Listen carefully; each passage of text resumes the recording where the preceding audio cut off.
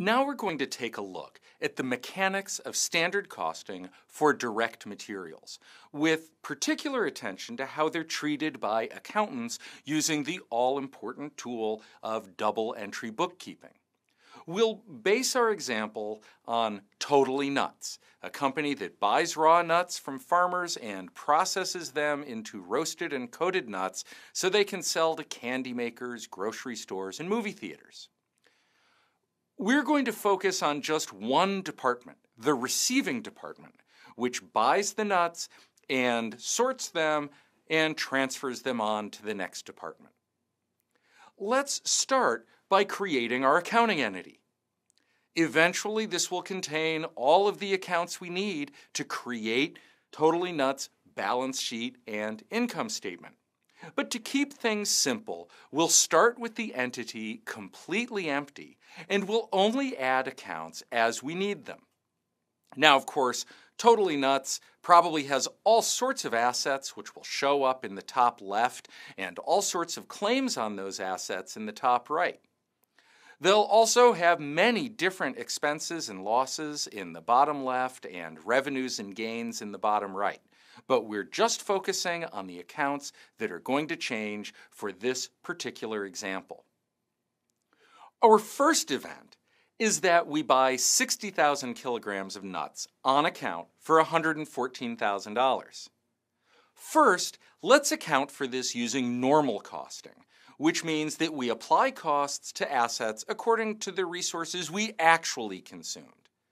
On account means that we borrowed money from our supplier. So let's set up two accounts. Raw nuts, which is a raw materials inventory account on the left, and accounts payable on the right. We put $114,000 into the entity, the central pipe doubles it, and that money shoots off into the two accounts.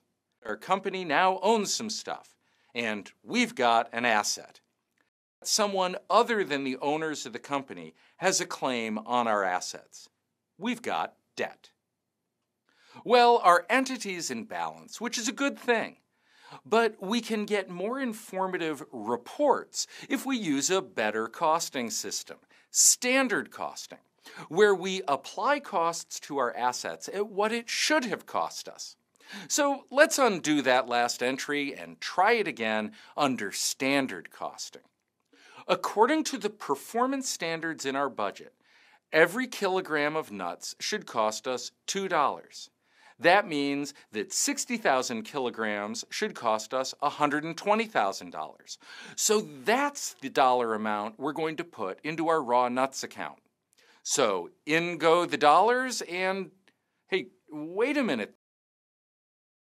This isn't good. Our entity has rocked over to the left because we put more on the left side than on the right side. The right side is, well, right, because we only owe our supplier $114,000. And raw nuts is $120,000, which is also the right number under standard costing, because that's what 60,000 kilograms of nuts should have cost us. But our entity always needs to be balanced, so we must not be done with this entry, and we're not.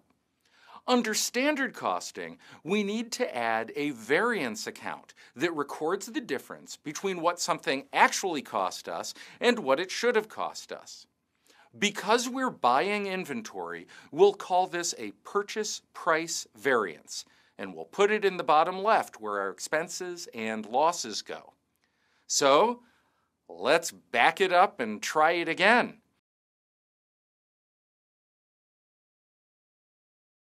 And this is looking much better. Now the left side has $120,000 recorded as an asset, but that's offset by a negative $6,000 in our variance account, also on the left side. What does it mean to have a negative number in an expense or loss account? It means we're richer, and that's why it's shown in green. Think about it this way. If you could buy something worth $120,000, but it only cost you $114,000, you'd be richer, right? Basically, what we're saying with this accounting method is that when we do better than the standard, we create income. Or a bit more precisely, in this case, we reduce our expenses. Just as importantly, it's going to be easy to hold the purchasing manager responsible for how he performs relative to the standard.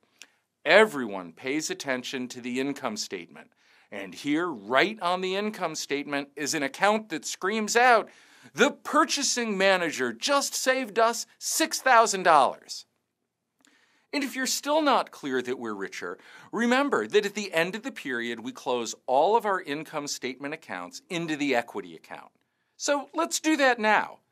We draw a negative $6,000 out of each of those two accounts, and look, since we removed a negative number, both sides of the entity get bigger, and we show $6,000 now of equity. Our owners now have a claim on $6,000 more in assets.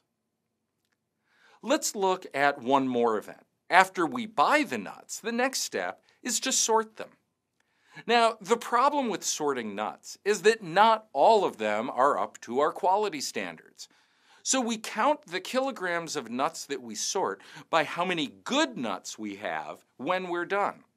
Let's assume the sorting manager takes 45,000 kilograms of nuts out of the raw nuts inventory, and when her team sorts them, they end up with 40,000 kilograms of good nuts.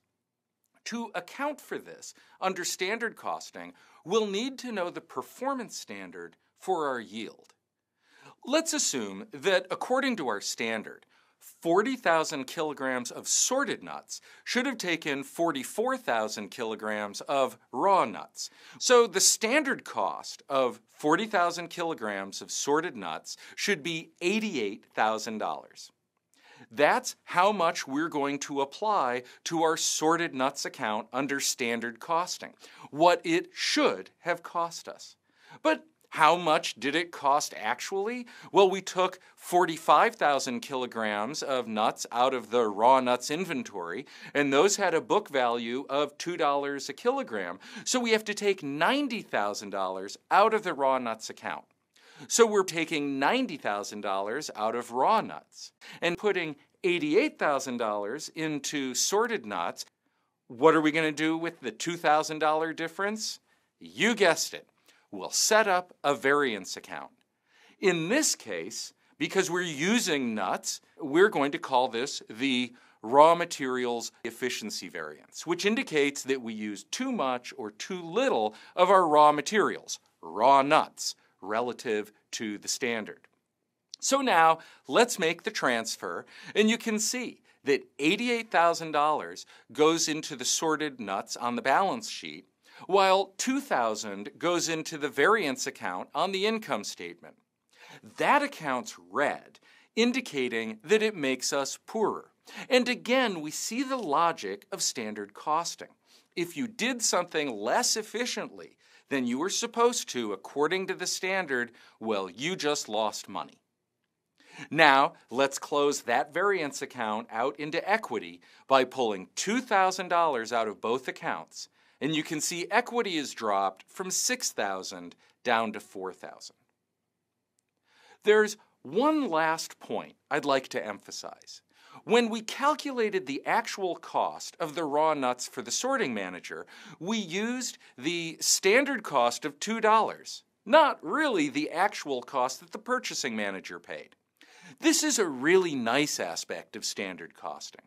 It doesn't matter whether the purchasing manager pays more or less than the standard price for raw nuts. We're still going to charge the sorting manager the standard cost of $2 per kilogram.